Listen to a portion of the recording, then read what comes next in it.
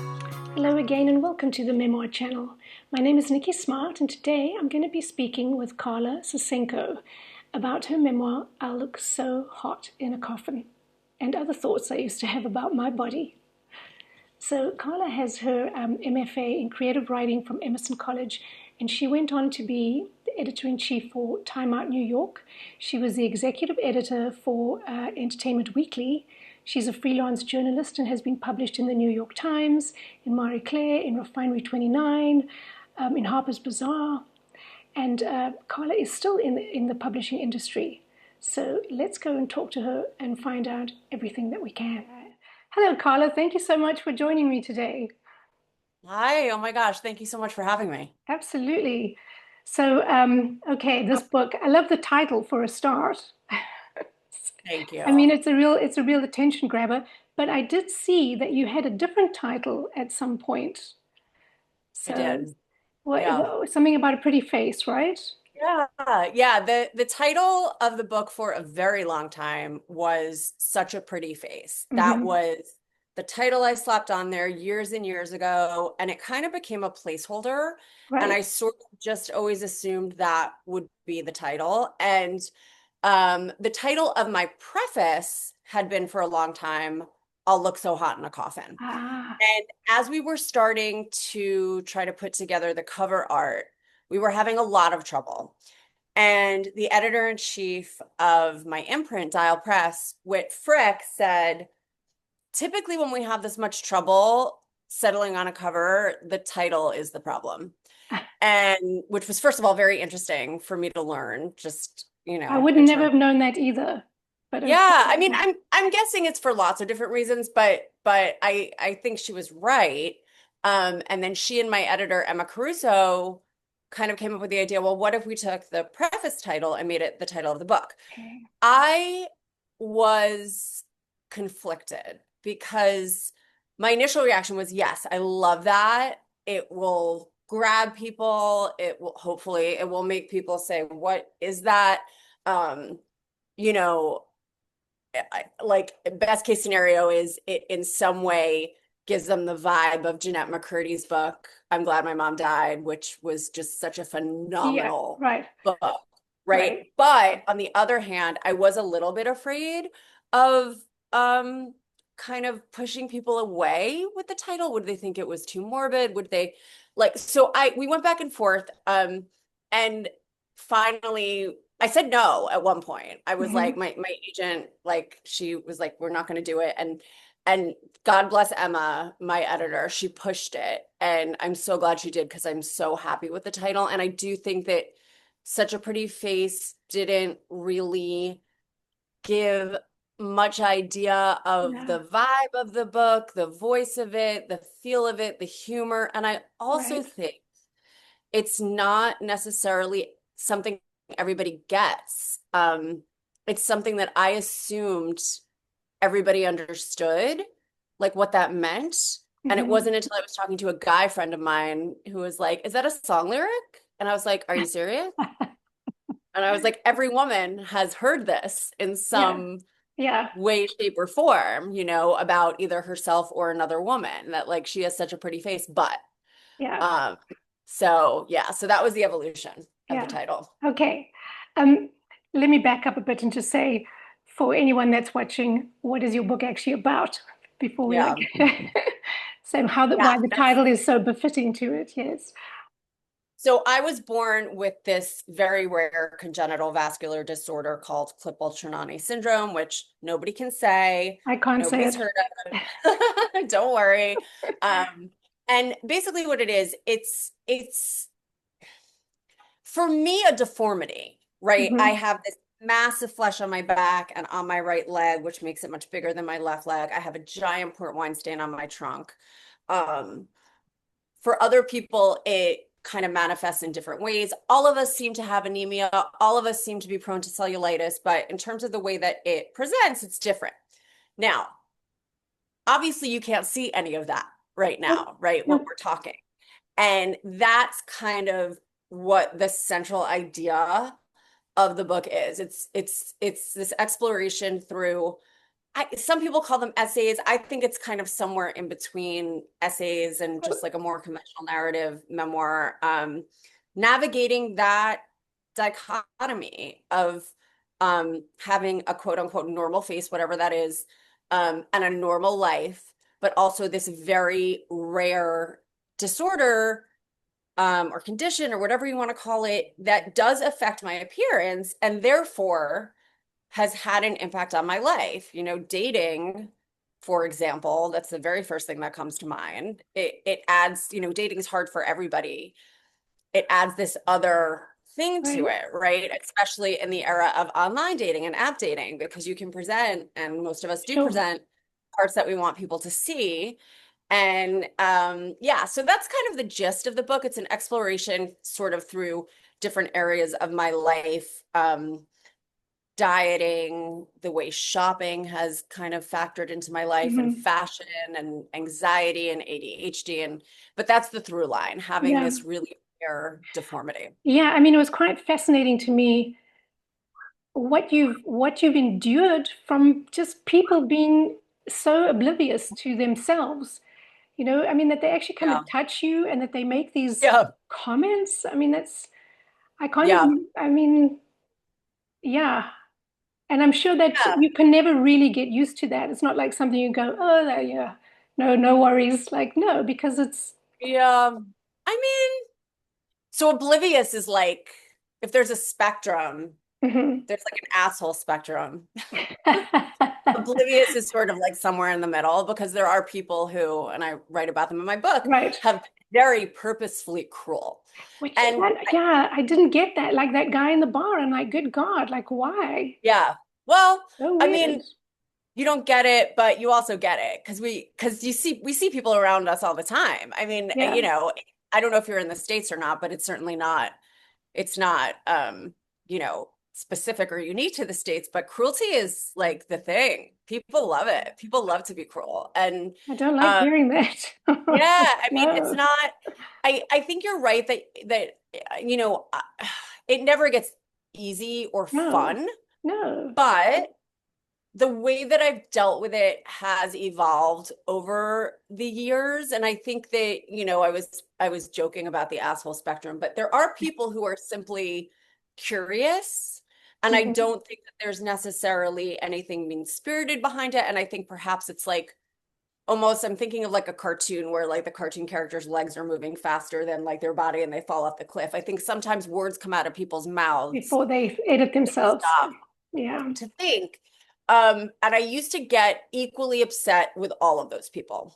Mhm. If somebody had like polite-ish inquiry, like, "Oh my God, what happened?" Or, the "Are you pregnant?" would happen constantly. I would kind of lash out at all of them equally. Mhm. And now I think I talk about this a little bit in the book, and I don't know how it happens, if it's cosmic or energy related, but the more comfortable I've gotten with my body, the less commentary I've gotten. And I sort of feel like it's almost like a law of attraction thing. It's like because I am genuinely more comfortable with myself now. I'm 49. I'm turning 49 tomorrow. I guess I'm technically Oh, happy 48. birthday for tomorrow. Thank you. Thank you. Um, it's become less of an object of wonder for other people. That is So, interesting. I wonder if it's because you're exuding a bit more self-confidence, which puts a bit of a shield around you, maybe. I don't know. But yeah. Yeah. yeah, that is. But yeah, I mean, there were some parts I just had to laugh out loud. And one of them was you said when the movie Everything, Everywhere, All at Once came out. Yeah. I think you said that would be the list of my body parts, where they hurt and when. Yeah. Yeah. And it increases as we get older, parts of Right, your body that you didn't know could hurt. And that's right. the thing, like that's not unique to me. And that's certainly not unique to somebody who has Klippel-Trenaunay. That's just like age, you Yeah. know, and But our I, bodies. I mean, I really felt for you as a kid when you were undergoing a lot of surgeries and not really able to even consent to them. Like that just seemed, yeah, that would be Yeah. difficult as a child. So, Yeah. It was definitely. not easy. Um, right. So I had liposuction as a kid Hmm. when it was very, very, very new. We didn't even call it that. We called it suction lipectomy. I guess that's the clinical term for it. Um, and it was always just sort of understood. I mean, I was going to doctors always, and Hmm. it was always understood that surgery was like the point. That's the thing we were working up to. And I don't know if that was the right thing. I don't know if it wasn't. I don't know what it must be like to have a kid who has this rare disorder that you didn't see coming and having doctors telling you, well, we think we should do liposuction on her back. Like, I Yeah. mean, I haven't fully, I don't think, grappled with how that's affected me completely yet because I feel so disconnected from it in a way that I'm sure is defensive. But I Yeah. really dissociate from that, all that medical stuff, even though it Mm. was part of my life for such a long time. Yeah. I mean, is liposuction something they use nowadays? I mean, if you were, For if, this, like for yeah, for, Klippel-Trenaunay, yes. so this is interesting or some other adjective, but I don't really know. I mean, Yeah. I've, over the past decade or so, maybe a little bit more since starting to write about Klippel-Trenaunay, I have met other people who have it. And as I mentioned, everybody, the way we all have it is different. Hmm. Um, and there have been I was born in 1976, so there have been a lot of advances and changes and new research and some people I've met have even suggested, I don't think you have Klippel-Trenaunay. I think you have cloves, which is this other related, similar but slightly different disorder. And I will say I've been lucky enough, knock on wood, or something, because I haven't had real health complications, I've never really had to find out. I will say that there are people who have Klippel-Trenaunay who I see going through really, really devastating health stuff, Yeah. who are pain and who are hospitalized. And so I think that's another way in which I was able to disconnect from my body for so long, because for me, it was mostly cosmetic. That's how we treated it. That's how we Hmm. talked about it. Hmm. That's how it affected me. And so liposuction was the thing. I think for a lot of other people in the community, that's not what's happening. I don't know if that means Hmm. that nobody else has done it. I'm sure people have, but I think at least for the majority of people I've met, the kinds of procedures that they're having really have to do with their health. Yeah. No, I did a bit of Yeah. research and I saw that it can be really debilitating for some people. Yeah. That it's like that Yeah. it's sort of like on a spectrum. Yeah. Um, but yeah, and then I also read somewhere that you said it took you almost 20 years to write this. Yeah. It was just sort of a little bit here, a little bit there. Exactly. Yeah, not necessarily a process I recommend to other writers, but No. on the other hand, I did finish a book. Yeah, I picked it up in dribs and drabs, and um for one thing, I don't have a very long attention span, so that's part of it. Yeah. Um the other thing is that I think when I first started writing it, I was too young and hadn't done any of the work. I just wanted to Yeah. write a book. I just Yeah. wanted to publish a book. And Yeah. I was like, here's this great, I have like, here's great material. Um, and I went through multiple agents and I went through multiple iterations. Can hear Brooklyn in the background now, I'm guessing. I I did. I'm very much not someone who has a routine when it comes to writing, and I'm finally comfortable with that. When I was Mhm. a little baby writer, when I started my MFA program, I was very intimidated by all the people who were like, I get up every day at 5 a.m. and write for 30 minutes, or I get up every Saturday and write for 8 hours straight. And I was like, oh God, I don't do either of those things. I kind Yeah. of just like write when I feel moved to write.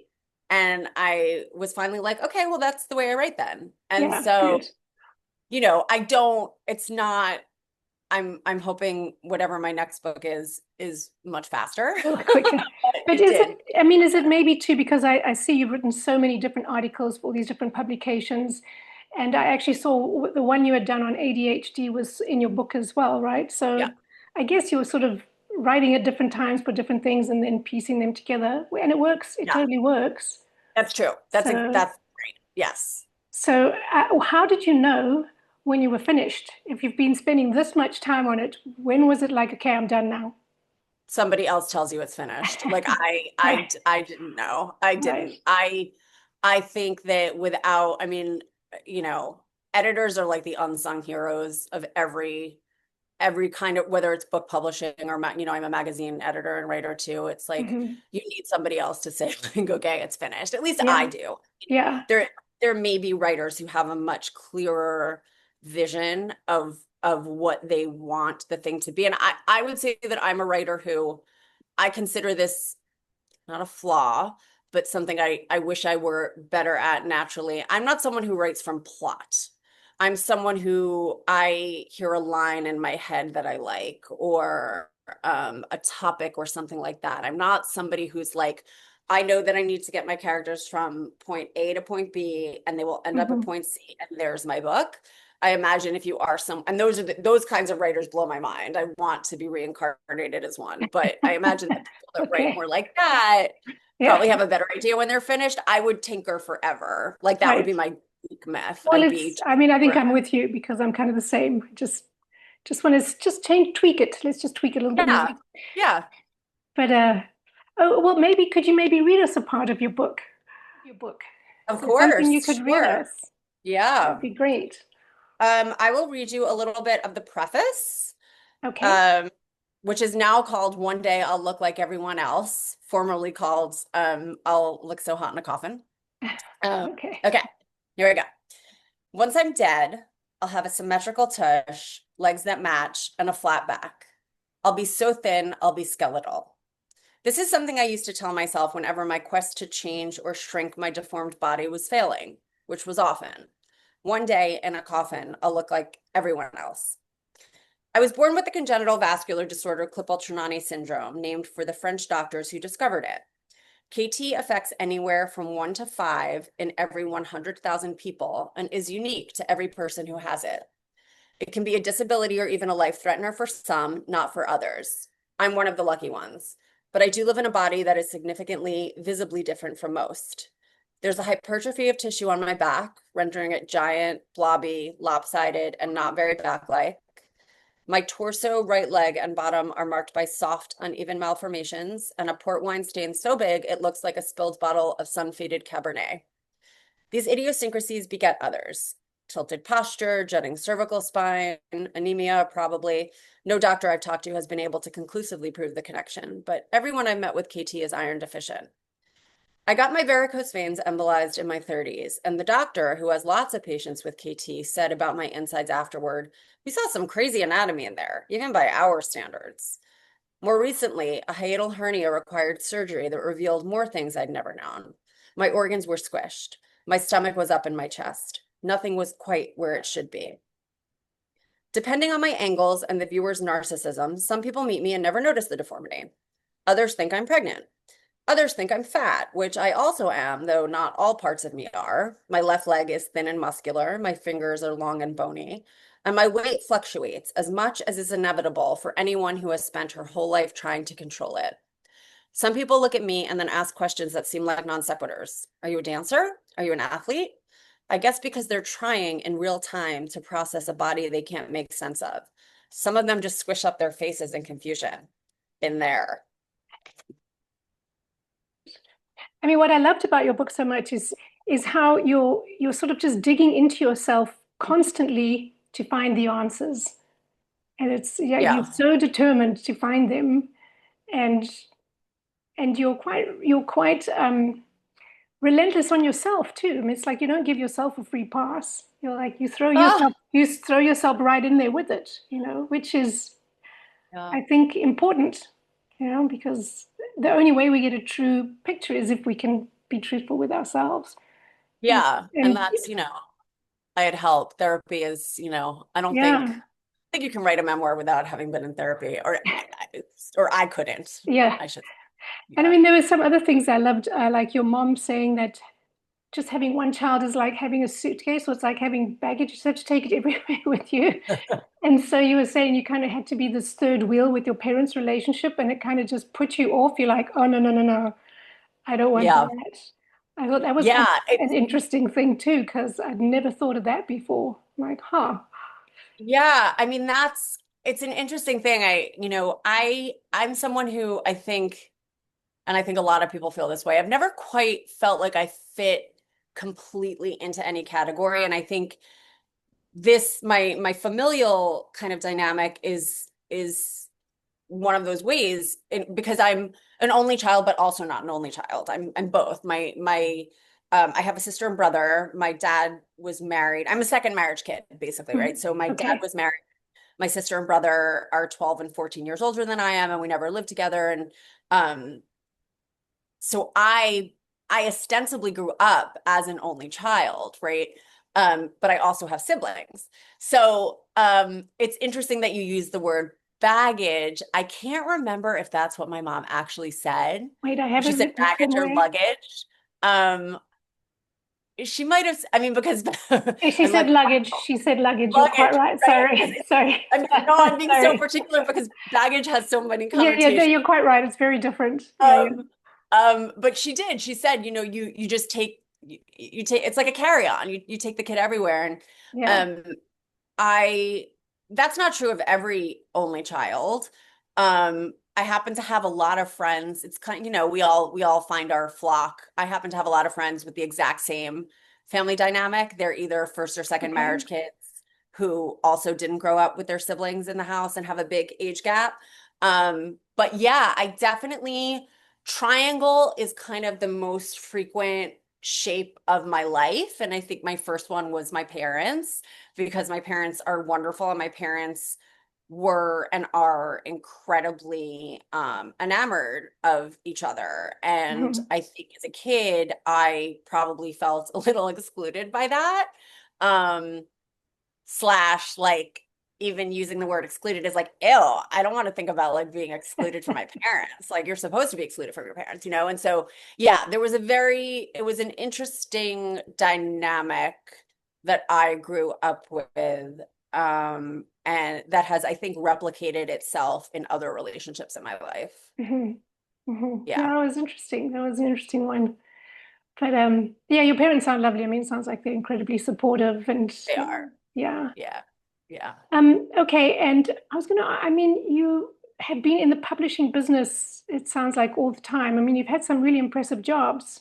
So what are Oh, you doing? thanks. What are you doing at the moment? Like, what is your, At the moment, so I am the executive editor at large at Us Weekly, which is okay, a very cool gig because it gives me time to work on my own stuff and to write other pieces. But in the meantime, when I'm at Us, I'm editing and writing. I just did an interview with Tony Collette. I interviewed Julia Fox. I uh, interviewed Chelsea Handler and Brooke Shields. I'm doing a lot of the cover interviews, um, primarily of like these amazing badass women that what a it's a lovely really, job. I mean, it is, it's really amazing that I get to do this for my work, but I also am editing. So I'm getting to like one of my favorite things is working with kind of younger, greener writers Mhm. um, as an editor. I for a brief period when I was in grad school and after grad school, I taught just like intro writing, whatever the writing course you had to take as a college freshman would be at a few different colleges, and getting to help greener writers kind of hone their craft and work with them is like one of my favorite things. So I get to do that too.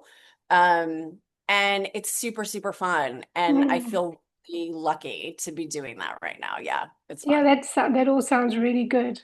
Yeah. And so your book came out in May this year, is that right? Yeah. And so how's that been going? I mean, have you done, have you done talks and interviews and a whole lot of stuff to do with your book? Weren't you Yeah. mentioned in the New York Times? I think that's how I came across you. I believe you were. Was I mentioned in the New York I Times? very much think you were. Was I? I think so. There was a list of books to look, memoirs to look out for, and so I'm always looking at memoirs, obviously. And I was like, oh, that one. I was the title. I'm like, what's that about?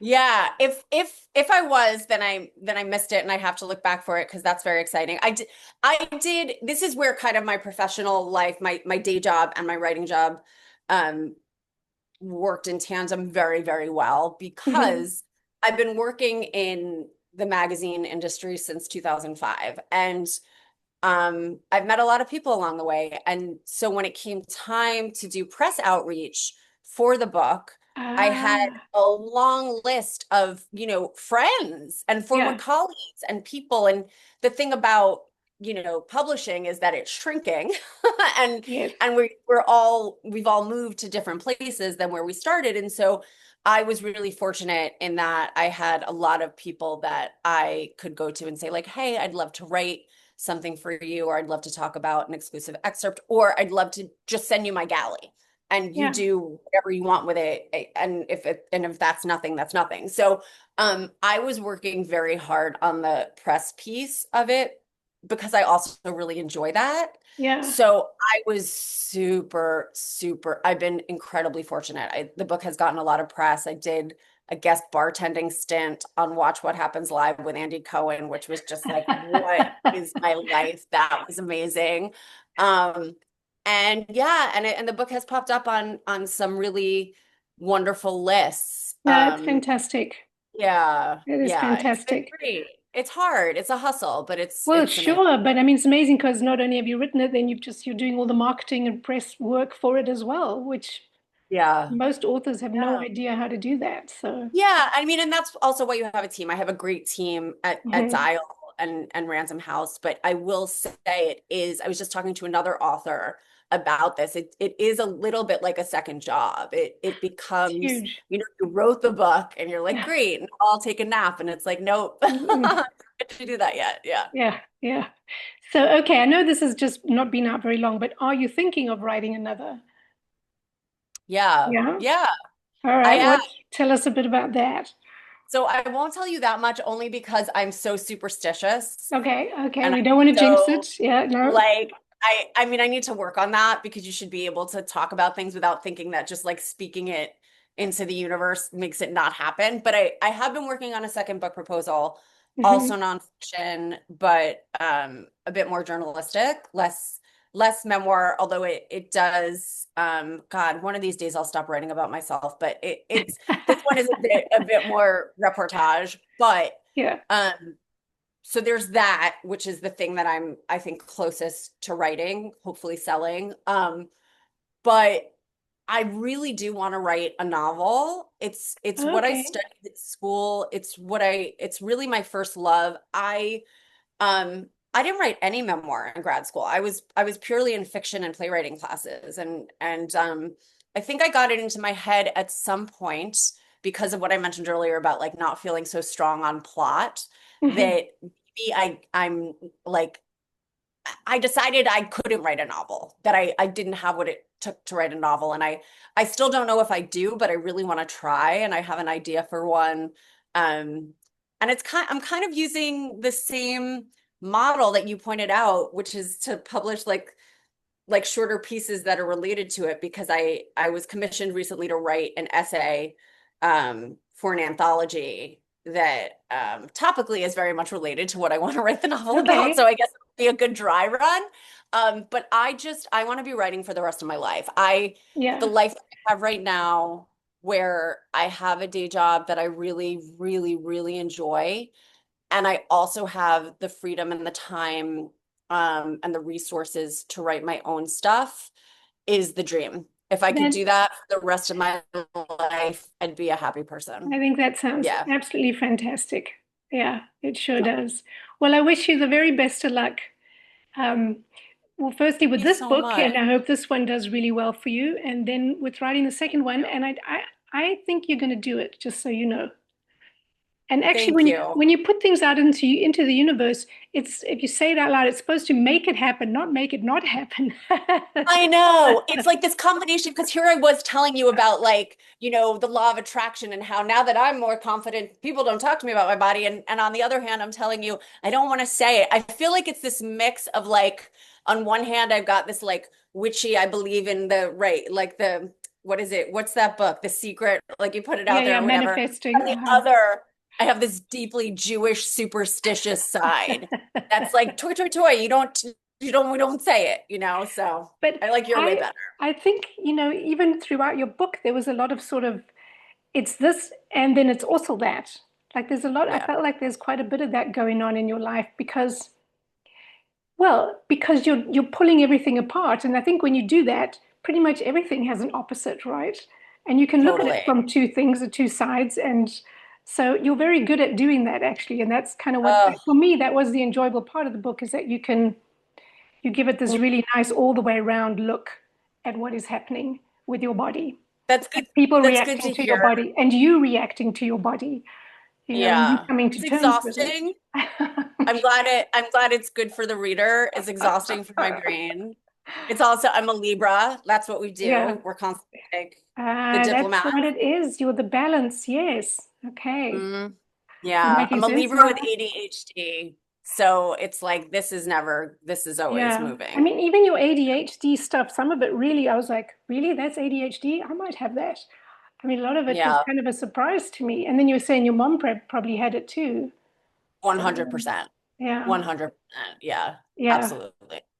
Yeah. Anyway, well, thank you so much. Thank you again. Is there anything you want to add? Was there anything you want to announce or I don't that you can think of?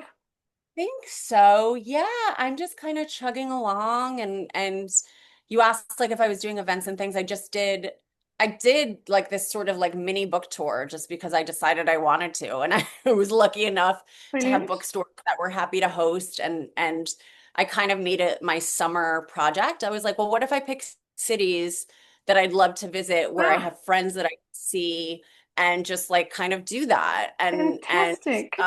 so I was able to do that. So I just did my last one up in Somerville, Massachusetts at All She Wrote Books, which is this amazing intersectional queer feminist bookshop. Lovely. And the most amazing thing about every event that I did was that there were people from all different parts of my life that showed up. Like, How lovely they is were mostly that? straight, they were small groups, which was lovely. But this last one, there was somebody there from high school. And then my friend's daughter, who I've known since she was a kid, who just moved to Boston, she was there. And then someone who I was in workshop with, who I haven't seen since the year Oh, 2000. And then a I love friend. it. Like, it's been great. It's been No, wonderful. that's so Yeah. lovely. I'm so glad this is all going so beautifully for you. That makes Thank you me so happy. much. And So thank you for yeah, doing this. Thank you for absolutely. Absolutely. No, I love shining the doing it. light. I feel really privileged. Like anytime anybody wants to like sit around and talk about my book or talk about writing, I'm just like, yeah, Yeah. that sounds fun. That sounds Okay, great. good, So good. yeah. Thank you again. Oh, and I love the pictures of you that I found in that pink outfit with the netting and the ruffles. Someone and you had no, was it pink? And you had the big shoes on. The pink. The shoes Oh, were the pink, green dress. green, Yeah. and the shoes were pink, but they were Yeah, the shoes are pink. beautiful. You had some Thank you. lovely That's photos where in there. that photo shoot is where the illustration of the book was Yes. inspired Yeah. from. Yeah. Ah, Um, okay, okay, yeah. okay. All Yeah. right. Well, thank you again so much. Thanks, And Nikki. enjoy New York. I'm actually in Portugal, just so you know. Oh my God. Okay. Yeah, Well, now yeah. I'm jealous. And Oh, yeah, that's on the list of places that oh, well, let me know when you're may here have to because, potentially move. yeah. Um, Yeah, we won't even talk about that. yeah, no. Okay. All right. Well, thank you again. All right. Bye. Bye bye.